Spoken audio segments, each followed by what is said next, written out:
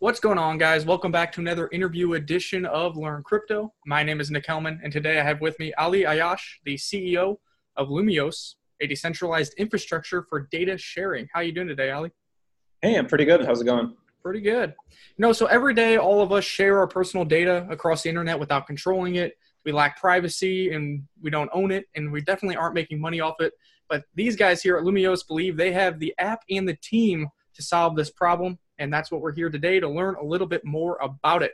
So I guess jump right into it. Just give us a brief background on yourself, why you decided to jump into crypto and blockchain, and then we'll get on to the project that you are building on top of the EOS platform, I believe. Sure. So before blockchain, I was a software engineer. I built distributed systems at Amazon.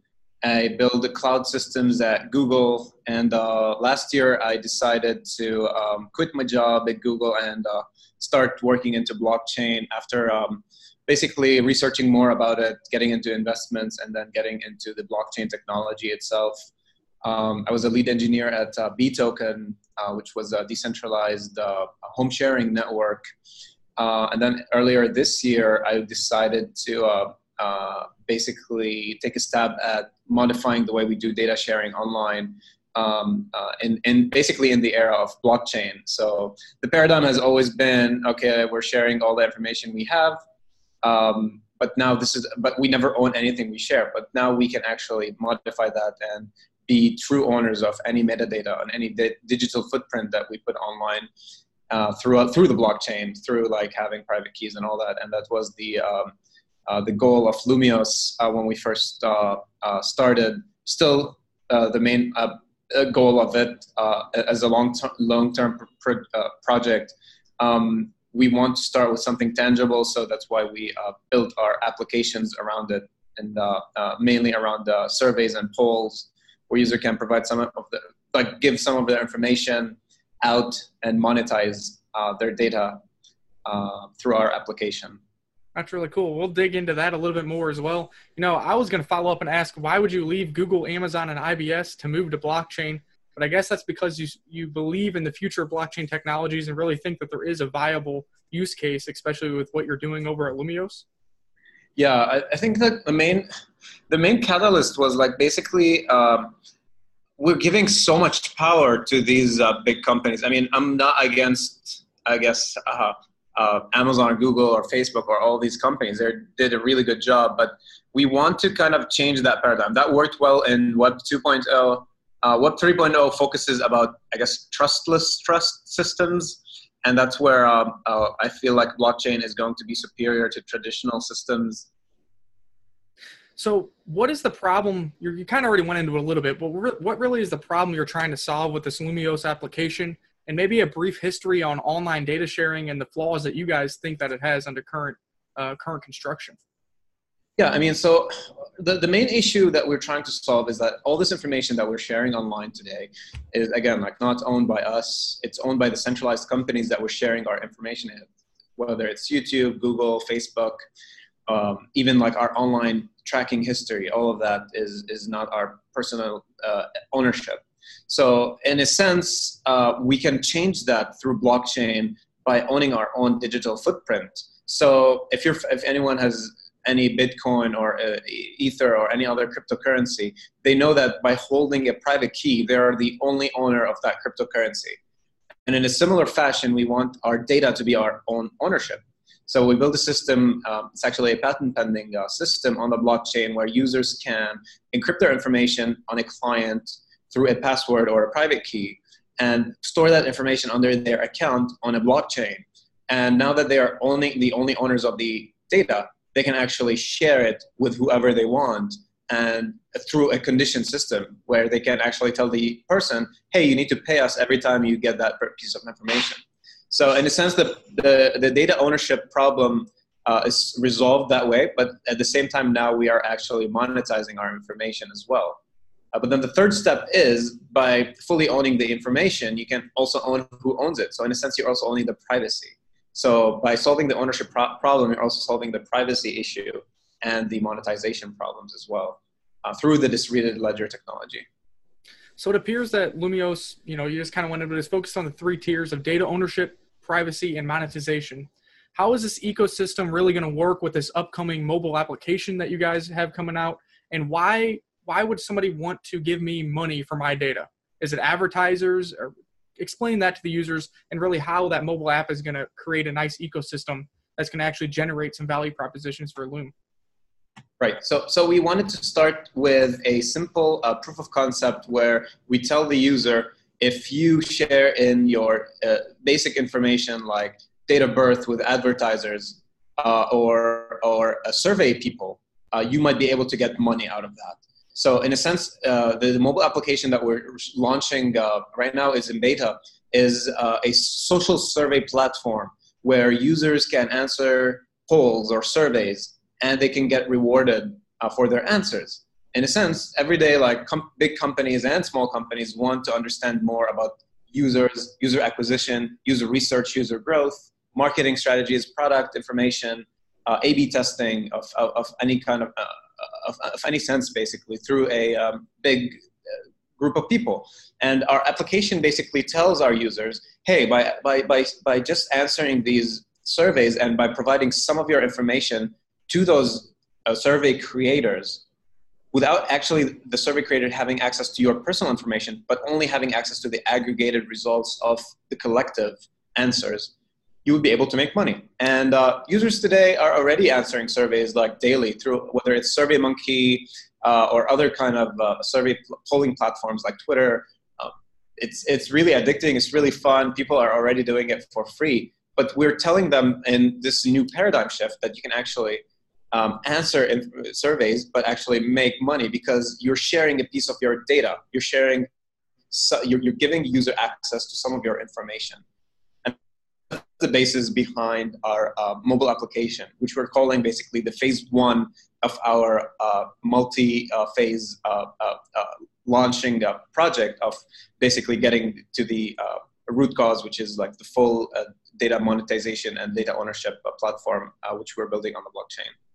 It's really interesting because you kind of see those already. Either you get them an email or spam or whatever, and you just delete them because there's no really incentive there. Or like myself, I still get one from, I think, Michigan State or something to fill out a poll, and they give me like a $10 gift certificate.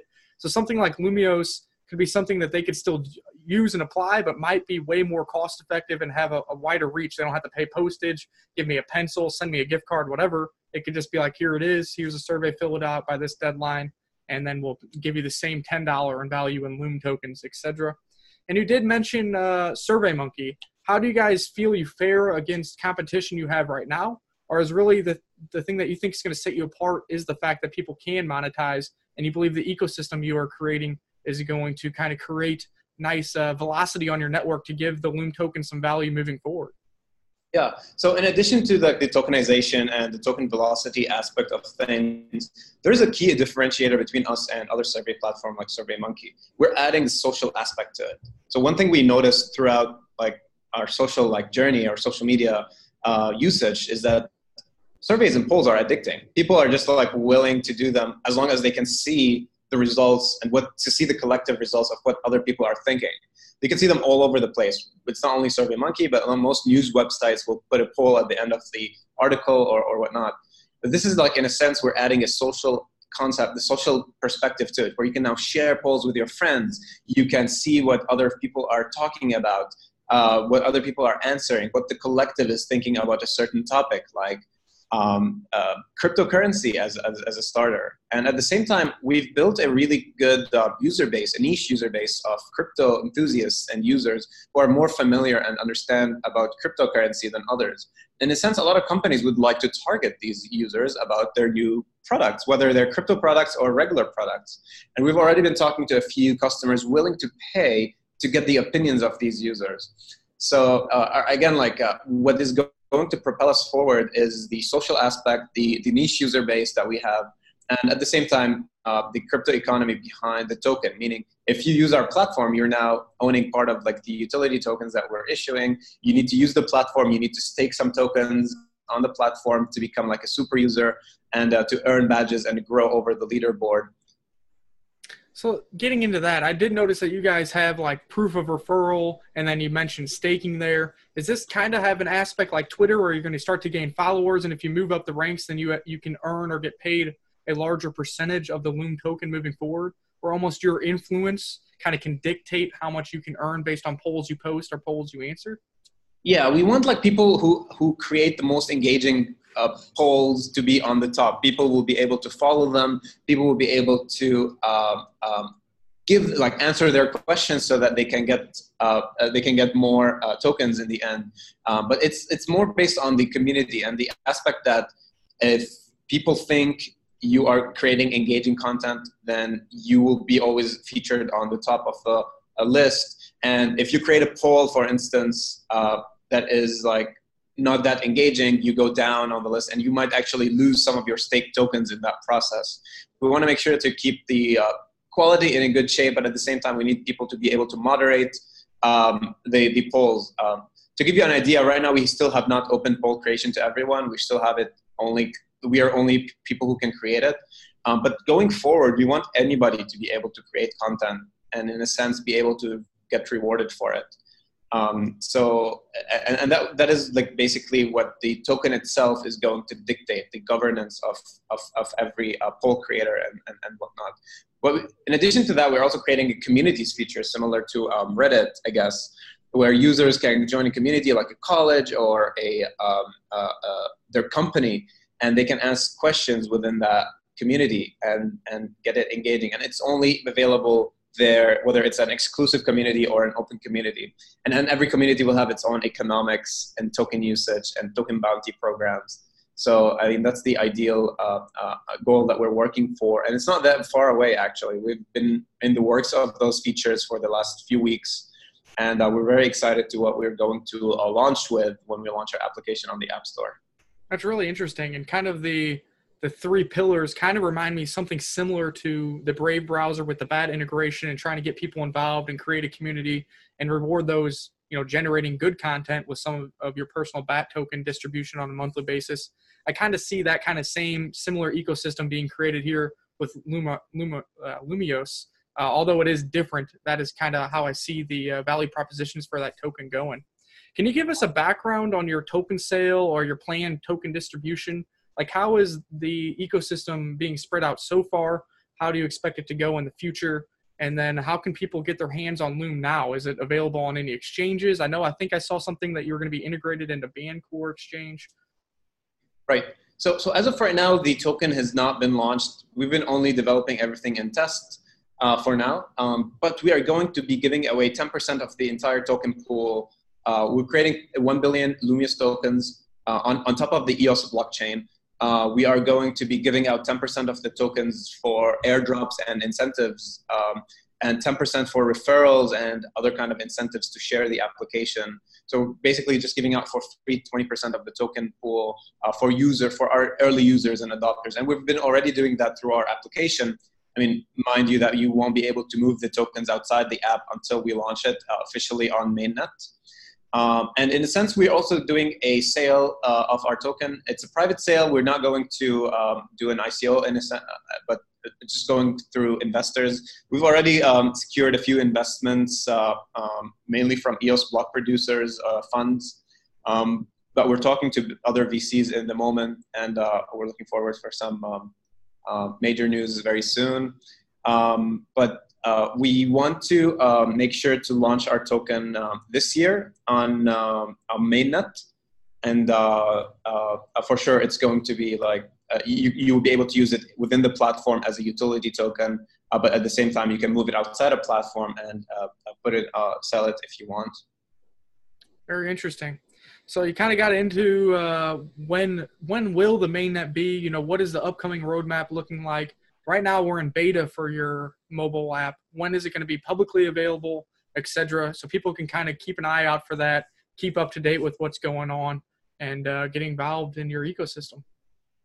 Yeah, so when we launched the app for the first time, it was back in August. We got a very good traction. A lot of users wanted to be part of our beta users. We have like our email list is over 10,000 now, and mostly wanting to test out the application. But we only send the beta app right now to a few hundred users. I think we're at like almost 200 people right now.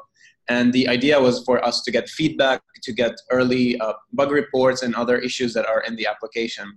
But we plan to, we already submitted the app to the Apple App Store. Their process takes a couple of weeks usually. So we're definitely going to be public on the App Store and the Android Store this month in October. And the app will be still on testnet. So until the end of the year, where we plan to launch the token for the first time on mainnet, I would say the airdrop would be sometime by the end of the year. We're actually hoping October, but it might be delayed till November, based on, again, like legal and other things. Awesome. So, I have to ask, why did you decide to build this project on EOS rather than maybe Ethereum or Ethereum Classic Neo or some of these other ones? Obviously, some people love EOS, some people aren't so fond of it, and we hear these rumor mill of, man, it is getting more and more expensive to develop on EOS by the day. Is that true? Do you think they're going to figure out scaling issues as far as cost and RAM? What's your opinion on that? Yeah, I mean, one of the first reasons was actually cost. The RAM issue after launch was pretty much fixed at this point. We were able to design our systems around that RAM cost. So it's not as expensive to create users and all that. And I can dig into it a little bit. Just to give you a background, the inception, like the first idea of Lumeos was basically to be its own social blockchain. And when I was doing the research early on, I was mostly following the BitShares code base, which is pretty much the delegated proof of stake graphene open source project that was also created by Dan Larimer. And the idea was to build a blockchain around that using that open source code and make it a bit more social, more about followers, more about social graph. But then I looked a little bit, researched more, and then I found I started learning more about EOS. And so I looked more into it and realized it's actually blockchain that can actually host an application with hundreds of thousands and millions of users. So that's when we decided to pretty much like leave the blockchain aspect of things to them, the creators of EOS, and let us focus more on our business logic and our core business model of our application for data ownership and data sharing.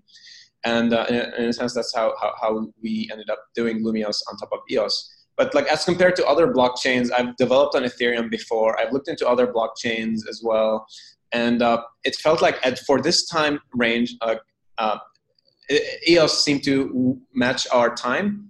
Ethereum was still behind on doing their scalability fixes. It's still a good platform for developing, but it has been very slow in the number of transactions and actual scalability. Other blockchains were also behind in launching, but when EOS said that they're launching in June, we started Lumeos back in February, March. So we were like, okay, by the time we get the MVP, the mainnet would have been launched, and that's why it just matched our timeline. And it's still stabilizing at this point. Most of the issues with RAM and costs have been fixed. For us to save money on creating accounts, for instance, we decided to have a side chain where we can create accounts there. And if the users want to move their tokens outside of our platform, then they can either bring their own EOS account or they can create one from the funds that they already have in their account. So in a sense, we've mitigated most of those issues related to high costs of the network on top of EOS. It's really good. It seems like you guys are planning out a proper business direction, not only for yourself, but it's also nice to hear from a dev perspective on why you chose to build on one platform versus another. Obviously, we like to talk about everything cryptocurrency, so that's some really important and useful information that you just gave us there as far as developing on Ethereum and others. Is there really anything we missed as far as Lumeos is concerned, or anything you want to reiterate to those who are going to see this video before we kind of wrap it up? I mean, the ultimate goal of Lumeos is to be able to empower the users. At least that's our mission, is we want to empower the users to own their information and earn passive income from it. And our longer term goal, which we haven't really spoken of, is once we actually establish this trust layer with our user base, once we grow our user base to a good number, like 100,000 or million users, the idea is that now we can actually become like a data management platform. Users can actually import their information from any other website like Facebook and Google. Today, actually, you can export any information that you have, including your entire search history, thanks to GDPR. Most of the companies have to do that legally. And what you can do now that you have all this metadata or digital footprint, you can also have that in your data, under your data vault that we're calling, that basically what we want Lumeos to be. And in a sense, now that you have more and more data, you can actually make so much more profit out of it as a passive income by getting it to ad techs. And it's only the data that you want to share. You don't have to share anything that you don't want to. So you're fully in control of your privacy. And we feel like that is going to be the basis for Web 3.0 related to how data is going to be propagated in that new future. That's really interesting. And I'm assuming all of this, all these vision and all these steps along the way are all going to continue to utilize the Loom token only? Is that really going to? Yes. That's awesome. Well, we'll have to keep up to date with what goes on with Lumeos and all relevant, their website, their Twitter, everything that you need to know to be able to get more in contact with Ali over here or learn more about this project will be attached in the description below. Also on my Twitter account as well, guys. So until next time, stay tuned for your daily updates on cryptocurrencies right here at Learn Crypto.